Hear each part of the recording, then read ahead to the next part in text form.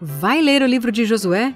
Então antes assista esse vídeo que eu tenho certeza de que irá te ajudar muito. Aqui no canal também tem o panorama de outros livros da Bíblia. Confere lá na playlist Panoramas Bíblicos. Seja muito bem-vindo ao canal Desenhando a Bíblia. Muito prazer, meu nome é Patrícia Jacobi. Se você quer se aprofundar no conhecimento da Palavra de Deus de uma forma diferente, não deixe de se inscrever aqui nesse canal, beleza? E vamos combinar uma coisa? Se você for abençoado através desse vídeo, não guarde para você. Compartilhe com alguém. Bom vídeo!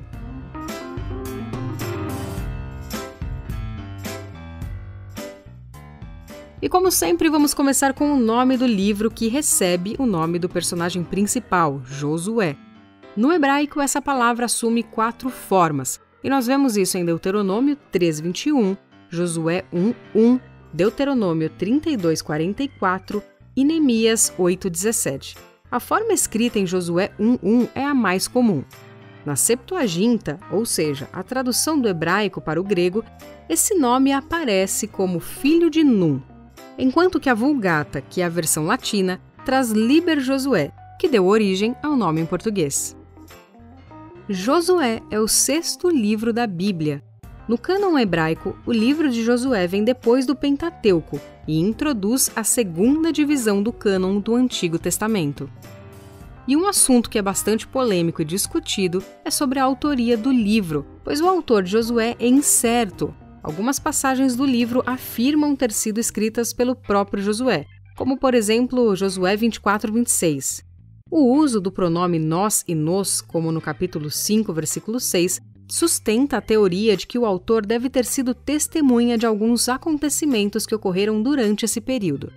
O livro realmente não pode ter sido inteiramente escrito por Josué, pois registra acontecimentos que só tiveram lugar após a sua morte. Entre esses, podemos nomear a conquista de Hebrom por Caleb, a conquista de Debir por Otoniel e a migração para Dan.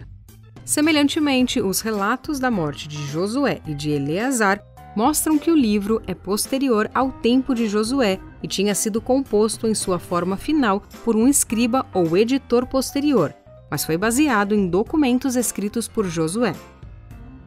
O livro nos narra um período de aproximadamente 25 anos da história de Israel sob a liderança de Josué, desde a morte de Moisés até a morte de Josué. A data mais aceita da morte dele é por volta de 1375 a.C. Portanto, o livro engloba a história de Israel entre 1400 e 1375 a.C., e é provável que tenha sido compilado pouco tempo depois. O propósito do livro é mostrar como Deus trouxe a nação de Israel do deserto à Terra Prometida. Também serve para demonstrar quão fielmente Josué realizou a obra de que tinha sido incumbido por Deus, e como o Senhor, em cumprimento de suas promessas, deu a terra prometida a seu povo, além de enfatizar a importância da obediência ao Senhor. A palavra-chave é conquista, mas também poderia ser obediência, conserto e coragem. Os versículos-chave são Josué capítulo 1, versículo 11 e capítulo 11, versículo 23. E para você que gosta de literatura, vamos ver o estilo literário do autor. Considerado como um hexateuco, isto é, uma continuidade do Pentateuco. Tem gênero prosa narrativo, aproxima-se do estilo de Deuteronômio, narra as guerras com as suas estratégias com precisão e clareza, dando um significado espiritual, características das epopeias primitivas. Legal, né? Vejamos aqui um pouco do contexto histórico.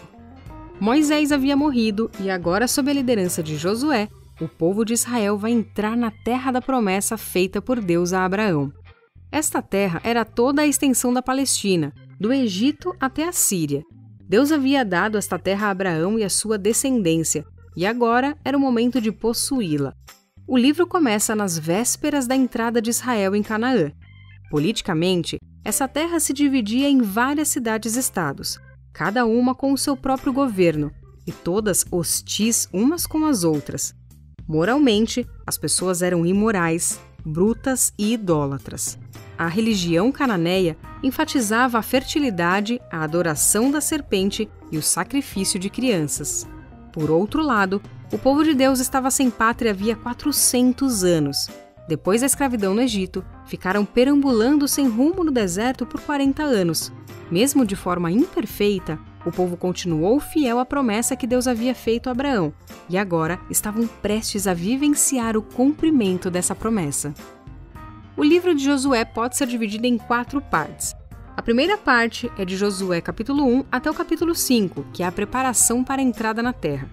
Do capítulo 6 ao 12, vemos a conquista.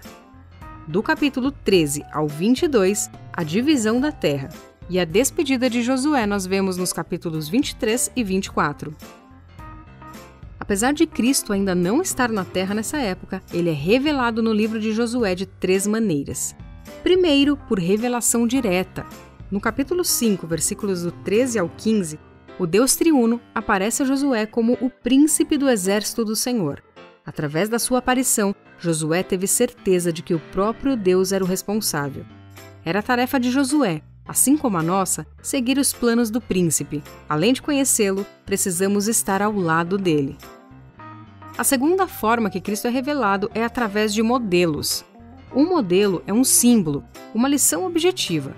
Pode-se encontrar tipos em uma pessoa, em um ritual religioso e mesmo em um acontecimento histórico. E na Bíblia encontramos vários desses exemplos. O próprio Josué era um modelo, ou seja, um tipo de Cristo. Como assim, Patrícia? Eu sei, pode parecer meio complexo, mas não é. Se você quiser entender mais sobre teologia, clica aí no primeiro link da descrição e esses termos com certeza serão muito mais fáceis para você. O nome Josué significa Jeová é salvação. É um equivalente hebraico do grego que significa Jesus. Você sabia disso? Se não sabia, deixa o like aí, hein? Josué guiou o povo de Deus até tomarem posse da sua herança prometida, assim como Cristo nos leva a tomarmos posse da vida eterna que também nos foi prometida. Nós vemos também em Josué o cordão de fio escarlata na janela de Raabe, que ilustra a obra de redenção de Cristo na cruz. Esse pano vermelho livrou a família dela da morte, assim como Cristo foi pendurado na cruz e teve seu sangue derramado para nos salvar da morte, e glória a Deus por isso. Cristo também é revelado através de aspectos iluminantes da sua natureza, como o da promessa cumprida.